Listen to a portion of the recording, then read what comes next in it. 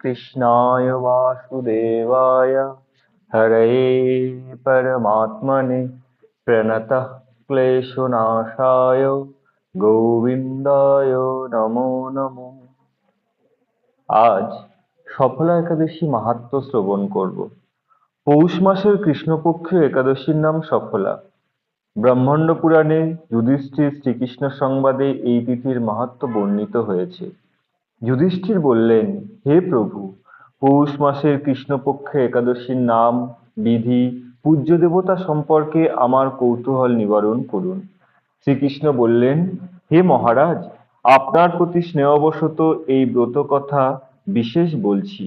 এই ব্রত আমাকে যেমন সন্তুষ্ট করে, বহু দান দক্ষিণতা যুক্ত যজ্ঞাদির দ্বারা আমি সেই রকম সন্তুষ্ট হই না। তাই যত্ন সহকারে এই ব্রত পালন কর্তব্য।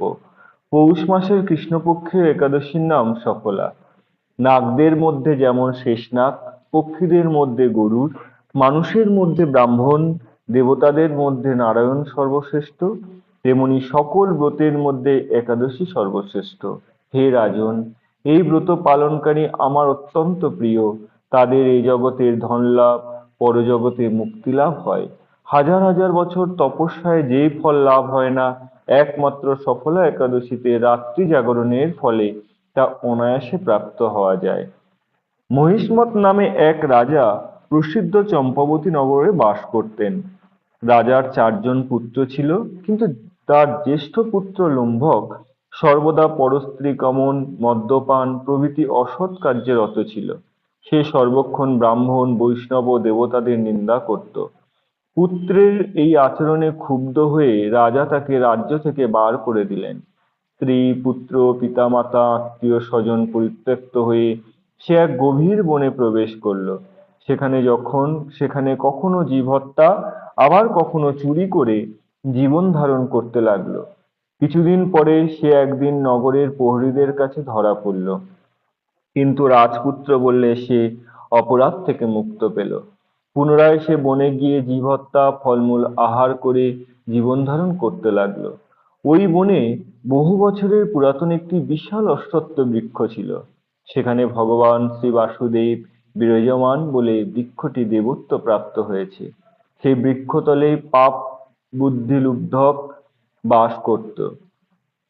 বহুদিন পর তার পূর্বজন্মের পুণ্যের ফলে সে পৌষ মাসের দশমীর দিন কেবল ফল আহার করে দিন অতিবাহিত করল।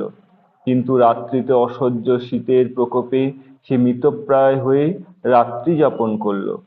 পরদিন সূর্যোদয় হলে সে অচেতন হয়েই পড়ে রইল।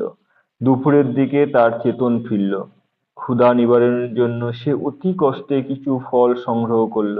এরপর সেই বৃক্ষতলে এসে পুনরায় বিশ্রাম গ্রহণ করতে লাগলো। রাত্রিতে খাদ্যাভাবে সে ক্রমশ দুর্বল হয়ে পড়ল। সে প্রাণ রক্ষার্থে ঈশ্বর হবে বলে অশ্রুপাত করতে করতে সেই বৃক্ষমূলে, হে লক্ষ্মীপতি নারায়ণ, আপনি প্রসন্ন হন বলে নিবেদন করল। এইভাবে সে অনিদ্রায় অনাহারে সেই সেই রাত্রি যাপন করল। ভগবান নারায়ণ সেই পাপী লুব্ধকের রাত্রি জাগরণের একাদশী জাগরণ এবং ফল অর্পণের পূজা বলে গ্রহণ করলেন। এইভাবে অজ্ঞাতসারে লুব্ধকের সফলা একাদশী ব্রত পালন হয়ে গেল। প্রাতঃকালে আকাশে দৈববাণী হলো, হে পুত্র, তুমি সফলা ব্রতের পুণ্য প্রভাবে রাজ্য প্রাপ্ত হবে। সেই দৈববাণী শোনা মাত্রই লুম্ভক দিব্যরূপ প্রাপ্ত হলো। তার পাপ বুদ্ধি দূর হলো। সে নিজেই নিষ্কণ্টক রাজ্য লাভ করল। স্ত্রী পুত্র সহ কিছুকাল রাজ্য সুখ ভোগ করে পুত্রের উপরে রাজ্যভার অর্পণ করে সন্ন্যাস আশ্রম গ্রহণ করল।